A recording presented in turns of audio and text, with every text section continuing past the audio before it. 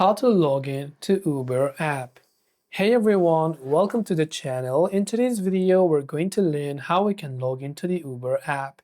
So to log into Uber, just download the Uber application from your Play Store or your App Store and simply launch it. If it asks you for a location access, you can go ahead and then allow that, but I'll just skip it for now.